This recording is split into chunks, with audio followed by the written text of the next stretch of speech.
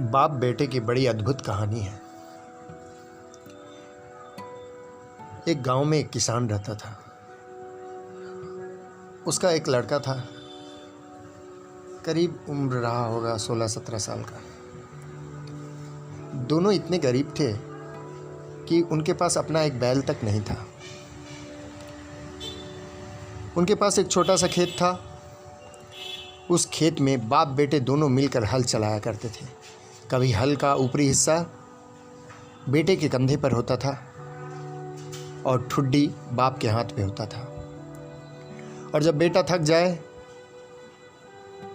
तो फिर बाप सामने की तरफ चला जाए और बेटा पीछे की तरफ आ जाता। काफ़ी दिन जद्दोजहद करते हुए खेतों को जोतता रहा। तभी उन्हें यह सोच आया क्यों ना एक बैल लिया जाए। ज़्यादा बड़ा बैल नहीं तो छोटा ही लिया जाए, बछड़ा लिया जाए, ताकि कम सम में हो जाएगा। वे कुछ पैसे जमा करना शुरू किए।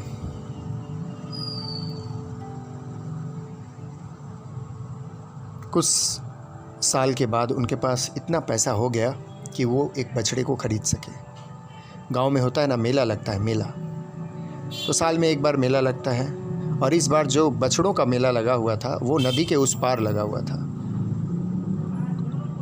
गांव के छोर पर एक नदी थी, उस नदी को पार करके जाना होता था। तो वो लोग वहाँ गए बछड़े को खरीदने के लिए। अच्छा सुंदर बछड़ा देखकर वो खरीद लिए और बरसों की कमाई उस पर खर्चा कर दी। अब बछड़े को लेकर जब वो दोनों आ रहे थे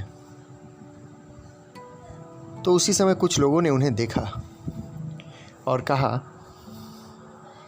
कैसे बेवकूफ़ लोग हैं, बछड़ा हट्टा काटा है, इसके ऊपर बैठ के जा सकते हैं तो पैदल ही चल रहे हैं। तो बाप बेटे को लगा कि लोग ठीक ही बोल रहे हैं। तो दोनों बाप बेटा दोनों बछड़े पर बैठ गए। कुछ दूर जाने के बाद कुछ और लोग ने उन्हें देखा और देखते ही फिर से हंसने लगे उनके ऊपर। बोले, कैसा निर्दयी लोग हैं, बेचारे बछड़े पर दो लोग सवार हैं। उन्हें लगा कि ये लोग ठीक ही बोल रहे हैं, इसीलिए दोनों उतर गए। अब पिता बछड़े के ऊपर चढ़ गए। कुछ दूर और बछड़े को लेकर जाया गया। फिर से कुछ लोग मिल गए और देखकर हंसने लगे। बोले, कैसा बेटा है, पिता के ऊपर हंसने लगे कि कैसा पिता है, उनका बच्चा ज़मीन पे जा रहा है और खुद बछड़े पर बैठ के जा रहे हैं। तो पिता को लगा ये लोग ठीक ही बोल रहे हैं, इसीलिए खुद उतर के अपने पुत्र को बैठा दिए। कुछ दूर जाने के बाद फिर कुछ लोग मिल गए और वही फिर से हंसी शुरू हो गई। इस बार तर्क क्या है कि कैसा पुत्र है, अपने बूढ़े बाप को पैदल चला रहा है, खुद बछड़े पर जा रहा है। अब उनके पास 3 ऑप्शन थे, दोनों खुद बैठ जाते या अलग अलग बैठते। तीनों ऑप्शन ख़त्म हो चुके थे। उन्होंने एक उपाय सोचा। क्या उपाय किया? बछड़े के दोनों पाँव को, आगे वाले पाँव को पीछे वाले पाँव को बांध दिया और बीच में एक बांस लगाकर दोनों